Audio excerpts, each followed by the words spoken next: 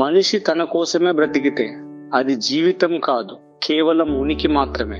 నిజమైన జీవితం అంటే ఇతరులకు ఉపయోగపడినప్పుడు మొదలవుతుంది.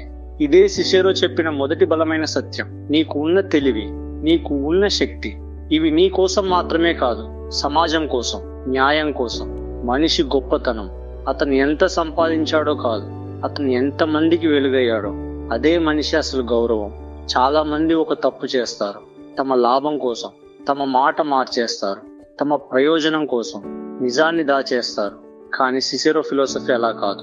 నిజం ముందు లాభం చిన్నది, న్యాయం ముందు భయం చిన్నది అని చెబుతోంది. నీకు నష్టం వచ్చినా సరైన దానికి తోడు నిలబడాలి, ఎందుకంటే తప్పు ముందు మౌనం కూడా తప్పే. సిసెరో చెప్పాడు, ఎవరో తప్పు చేస్తున్నారు, నువ్వు చూస్తున్నావు కానీ మాట్లాడటం లేదు, అంటే నువ్వు కూడా ఆ తప్పులో భాగమే అని. ధైర్యం అంటే అరవడం కాదు, ధైర్యం అంటే నిజం చెప్పడం. అది ఒంటరిగా చెప్పాల్సి వచ్చినా కూడా, ప్రపంచం మొత్తం ఎదిరించినా కూడా, నీ మనసు చెబుతున్నది సరైనదైతే దాని వెనుక నిలబడాలి. మనిషి జీవితంలో అతిపెద్ద శత్రువు బయట లేడు, అతని లోపలే ఉంటాడు. అది స్వార్థం, భయం. నీ లోపల ఉన్న ఈ రెండు మనిషిని బానిసం చేస్తాయి, కానీ బుద్ధి మనిషిని స్వేచ్ఛగా ఉంచుతుంది. సిసెరో ఫిలాసఫీ చెప్పేది ఒకటే, మనిషి తన కోరికలకు కాదు, తన బుద్ధికి వినాలి. కోపంలో తీసుకున్న నిర్ణయం జీవితాన్ని పాడు చేస్తుంది, దురాశతో తీసుకున్న నిర్ణయం గౌరవాన్ని తీసుకుపోతుంది, భయంతో తీసుకున్న నిర్ణయం స్వాభిమానాన్ని చంపేస్తుంది. అందుకే నిశ్శబ్దంగా ఆలోచించు, సరైనదేదో గుర్తించు, తర్వాత నిలబడు.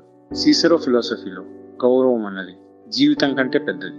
జీవితంలో ప్రతి మనిషికి ఒక బాధ్యత ఉంటుంది. నువ్వు ఇచ్చిన మాట నిలబెట్టుకోలేకపోతే నీ విలువ తగ్గిపోతుంది. డబ్బు పోతే మళ్ళీ వస్తుంది, అవకాశం పోతే మళ్ళీ రావచ్చు, కానీ గౌరవం పోతే మళ్ళీ సంపాదించడం చాలా కష్టం. నిజాయితీ ఉన్న మనిషి నెమ్మదిగా ఎదిగినా శాశ్వతంగా నిలుస్తాడు. మాటకు బలం ఉండాలి, ఆలోచనకు స్పష్టత ఉండాలి, నడవడికకు ధర్మం ఉండాలి. అప్పుడే నువ్వు గొప్పవాడివి. జీవితం అంటే కేవలం బ్రతకడం కాదు, సరైన కారణం కోసం బ్రతకడం. ఇదే సిసెరో ఆత్మ. ప్రజల కోసం మాట్లాడిన మాట ఎప్పటికీ చనిపోదు. నిజం కోసం నిలబడిన వ్యక్తి ఎప్పటికీ ఓడిపోడు. అతని శరీరం ఓడిపోవచ్చు, కానీ అతని ఫిలాసఫీ కాదు. నిజం చెప్పడానికి ధైర్యం కావాలి, న్యాయం కోసం నిలబడడానికి శక్తి కావాలి, స్వార్థాన్ని జయించడానికి బుద్ధి కావాలి. ఈ మూడు కలిసినప్పుడు నువ్వు సాధారణ మనిషి కాదు, నువ్వు ఒక విలువగా మారిపోతావు. అప్పుడే నీ జీవితం ఇతరులకు మార్గం అవుతుంది. అదే సిసెరో ఫిలాసఫీ.